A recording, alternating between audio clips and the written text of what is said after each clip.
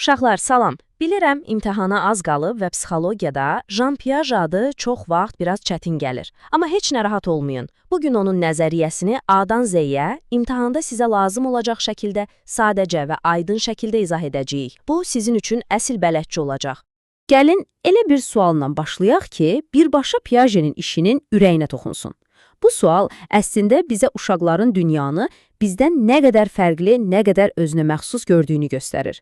Piaget'in bütün nəzəriyyəsi də məhz bu fərqliliyi anlamaq üzərində qurulub. Və budur, imtahanda qarşınıza çıxacaq əsas sima, Jean Piaget. O, təkcə bir psixoloq olmayıb, həm də uşaqların zehni dünyasının bir növ xəritəsini cızan kəşfiyyatçı olub. Və onun çəkdiyi bu xəritə, yəni inkişaf nəzəriyyəsi, bugün belə bizim üçün çox əhəmiyyətlidir. Baxın, Piaget'in bütün işinin canı bu fikirdədir. Onun üçün öyrənmək, beynimizə məlumatları doldurmaq deyil. Öyrənmək, dünyanı anlamaq üçün zehnimizdə yeni yollar, yeni strukturlar qurmaqdır. Bu, imtahanınız üçün açar bir fikirdir. Yəni, Piaget'ə görə, uşaqlar bilikləri sadəcə qəbul etmir. Onlar öz anlayışlarını özləri fəal şəkildə yaradırlar. Yaxşı, deməli planımız belədir. Onun 4 mərhələsini bir-bir xronoloji ardıcıllıqla keçəcəyik. Axırda da imtahan üçün ən vacib məqamları ümumiləşdirəcəyik. Hazırsınızsa, başladıq. Deməli, Piaget'in o məşhur xəritəsindəki ilk dayanacağa gəlib çatdıq. Hissi hərəki mərhələ. Gəlin baxaq, bir körpə dünyanı necə kəşf etməyə başlayır və o balaca beyində nələr baş verir. Bax, bunu mütləq bir yerə qeyd edin. Hissi hərəki mərhələsi həyatın ilk 2 ilini əhatə edir. İmtahan suallarında bu yaş aralıqları tez-tez soruşulur. Ona görə diqqətli olun. Yəni bu dövrdə körpələr sanki balaca alimlər kimidir. Dünyanı toxunaraq, dadına baxaraq, bir sözlə hərəkət edərək öyrənirlər. Amma burada əldə edilən ən böyük, ən fundamental nailiyyət əşya davamlılığı anlayışıdır. Bu termindir ki var, imtahanda qarşınıza çıxma ehtimalı çox yüksəkdir. O məşhur C.C. oyunu var ha. Bax o, məhz bununla bağlıdır. Siz üzünüzü tutanda körpə elə bilir ki, siz həqiqətən yox olmusunuz. Üzünüzü açmağınız onun üçün böyük bir sürprizdir. Çünki onun beynində hələlik gözdən itən, könüldən də itər prinsipi işləyir. Nəhayət, körpə başa düşür ki, anası otaqdan çıxanda əslində yox olmur. Sadəcə onun gözünün qabağında deyil. Bu, onun üçün böyük bir kəşfdir. Və bu kəşf, onun beynində yeni bir qapı açaraq, onu növbəti mərhələyə aparır. Bu mərhələ ilkin əməli mərhələdir və erkən uşaqlıq dövrünü, yəni təxminən 2 yaşdan 7 yaşa qədər olan dövrü əhatə edir. Yenə də təkrar edirəm, yaş aralıqlarına xüsusi diqqət yetirən, bunlar vacibdir. Bu mərhələnin parol sözü egosentrizmdir. Amma bu, egoistlik demək deyil, qarışdırmayın.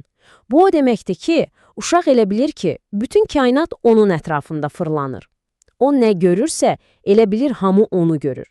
O nə bilirsə, elə bilir hamı onu bilir. Bax, klassik bir misal. Kiçik uşaq anasının ad gününə niyə oyuncaq maşın alır? Çünki özü maşını sevir və elə bilir ki, anası da mütləq bunu sevəcək. Bu, egosentrizmin ən bariz nümunəsidir. İmtahan üçün də super misaldır, yadda saxlayın. Yaxşı, uşaq artıq o mən mərkəzli dünyasından yavaş-yavaş çıxır. Başa düşür ki, başqa insanların da öz fikri, öz baxışı var və beləcə düşüncə daha məntiqli, daha nizamlı bir hala gəlir. Keçirik 3-cü mərhələyə. Konkret əməli mərhələ. Bax bu, sizin ibtidai məktəb illərinizdir. Təxminən 7-dən 11 yaşa qədər olan dövr. Artıq riyaziyyatı, qruplaşdırmanı anlamağa başladığınız o dövr. Bu mərhələnin adı niyə konkretdir? Çünki uşaq artıq məntiqli düşünə bilir, amma bir şərtlə. Bu məntiq ancaq gözlə gördüyü, əllə toxunduğu şeylər üzərində işləyir. Məsələn, artıq 2 fərqli qabdakı suyun həcminin eyni ola biləcəyini anlayır. Amma ədalət kimi mücərrəd bir şey haqqında hələ məntiqli düşünə bilmir. Və nəhayət gəlib çatdıq Piaget'in xəritəsindəki sonuncu və ən yüksək zirvəyə, formal əməli mərhələ. Artıq düşüncə sanki qanadlanır, konkret dünyanın sərhədlərini aşıb, ideyalar aləminə uçur. Bu mərhələ təxminən 12 yaşından sonra başlayır və ömrümüzün sonuna qədər davam edir. Kognitiv inkişafın, yəni düşüncə tərzimizin inkişafının pik nöqtəsi hesab olunur. Bu mərhələnin əsl səhri tərəfi mücərrəd düşüncənin ortaya çıxmasıdır. Yəni, artıq sadəcə bu nədir sualı yox, Görəsən, belə olsaydı nə olardı kimi fərziyyələr qurmağa başlayırıq. Azadlıq, məhəbbət, ədalət kimi anlayışlar üzərində baş sındırmaq məhz bu dövrdə mümkün olur. Bu nə deməkdir? Bu o deməkdir ki, artıq elmi düşünə, mürəkkəb riyazi məsələləri həll edə, gələcək üçün planlar qura bilərsiniz. Yəni, sizin indi etdiyiniz şeylər məhz bu bacarıqlar sayəsindədir. Yaxşı, 4 mərhələni də bitirdik.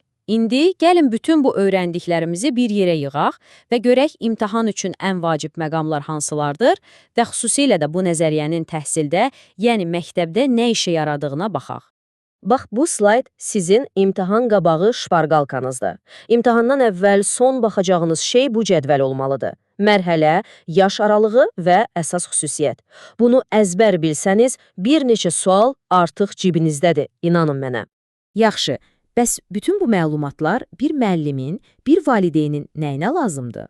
Piaget bizə deyir ki, uşağın inkişaf mərhələsinə uyğun tədris aparmaq lazımdır. Yəni, hələ konkret düşünən bir uşağa mücərrəd cəbri izah etməyə çalışmağın heç bir mənası yoxdur. Bu sadəcə vaxt itkisidir.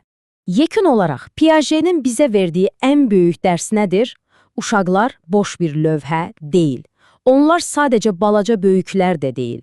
Onların düşüncə tərzi bizdən kökündən fərqlənir və onlar mərhələ-mərhələ öz dünyalarını kəşf edərək biliklərini qururlar. İmtahan üçün bu cümləni qızıl hərflərlə yazın bir kənara. İndi bu məlumatları imtahana qədər unutmamağın ən yaxşı yolu nədir bilirsiniz? Özünüzü düşünün, öz uşaqlığınızı xatırlayın. Məsələn, ilk dəfə gələcəkdə kim olacağınız barədə xəyallar qurmağa nə vaxt başlamısınız? Bax, bu mərhələləri öz həyatınızda tapmağa çalışın. O zaman heç vaxt unutmayacaqsınız. Hər birinizə imtahanda uğurlar.